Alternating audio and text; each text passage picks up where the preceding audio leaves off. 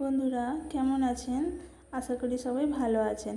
আপনারা দেখছেন শখের রকমারি ভিডিও। আজকে নিয়ে এসেছি চিংড়ি মাছের নতুন রেসিপি। এই রেসিপিটা তৈরি করতে সময় লাগে খুব কম এবং উপকরণও লাগে খুব কম। আমি এখানে চিংড়ি মাছ আর আলু নিয়েছি। আলুগুলো লম্বা লম্বা করে কেটে নিয়েছি। এবার আমি একটা খোলায় চিংড়ি মাছগুলো ফ্রাই করতে দেবো। তো আমি এখানে চিংড়ি মাছগুলো ফ্রাই করতে দিয়ে দিয়েছি। চিংড়ি মাছ ফ্রাই করতে খুবই কম সময় লাগে। এখানে উপকরণগুলি আমি স্ক্রিনের মধ্যে দিয়ে দিলাম। আপনারা চিংড়ি মাছের তো অনেক ধরনের রেসিপি করেছেন, এবার এই রেসিপিটা একবার ট্রাই করে দেখবেন। আশা করি খুবই ভালো লাগবে। তো এই রেসিপিটা আমার খুবই ফেভারিট। তো দেখুন আমার এক খোলা ফ্রাই করা হয়ে গিয়েছে, আবার এক খোলা ফ্রাই করতে দিয়েছি। তো আমার সব মাছগুলো প্রায় ভাজা হয়ে গেছে। তো এবার ওই তেলের মধ্যেই ওই লম্বা লম্বা করে কেটে রাখা আলুগুলো আমি একটু ভালো করে ভেজে নেব। দেখুন আমি কড়াইয়ে আলুগুলো দিয়ে দিচ্ছি। আলুগুলো দিয়ে এবার একটু আলুর ওপরেই নুন আর হলুদ দিয়ে দেবো। যা চা চামচের 1 চামচ করে নুন, 1 চামচ হলুদ দিয়ে আমি ভালো করে নেড়ে নিয়ে আলুগুলোকে আমি ভাজতে দেবো।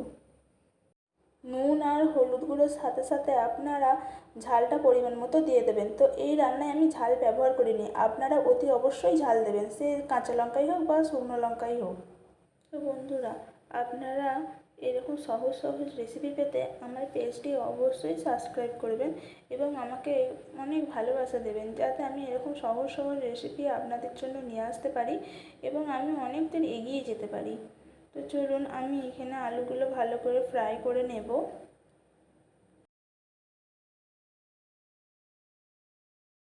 আলুগুলো ভালো করে ভেজে নেব।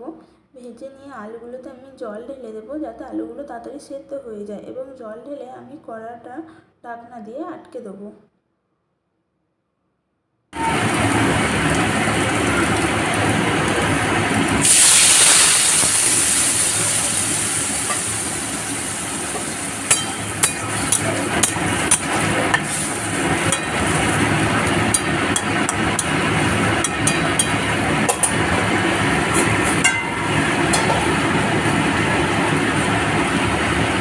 সাদা সর্ষে, কালো সর্ষে, গোটা জিরে, পেঁয়াজ এবং পোস্ত, এই কটি উপকরণ আমার পেস্ট করা হয়ে গিয়েছে। এবার কড়াইটাতে আমি আলুগুলো সেদ্ধ হয়েছে কিনা একবার দেখে নিয়ে তারপর চিংড়ি মাছগুলো সবগুলো দিয়ে দেব এবং তার সাথে চিংড়ি মাছগুলোর উপর ওই পেস্টটি দিয়ে আমি ভালো করে নাড়িয়ে চাপা দিয়ে দেব।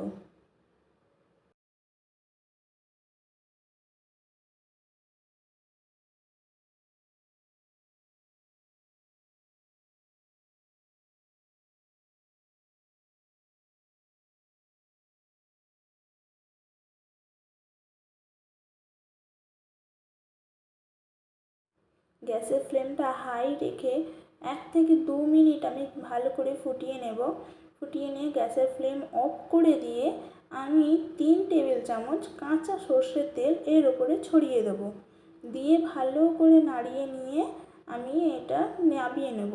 তাহলেই রেডি তো আমার চিংড়ি মাছের নতুন রেসিপি। তো বন্ধুরা এই রেসিপিটা আপনারা অতি অবশ্যই বাড়িতে একবার ট্রাই করবেন। আশা করি সত্যিই খুব ভালো লাগবে।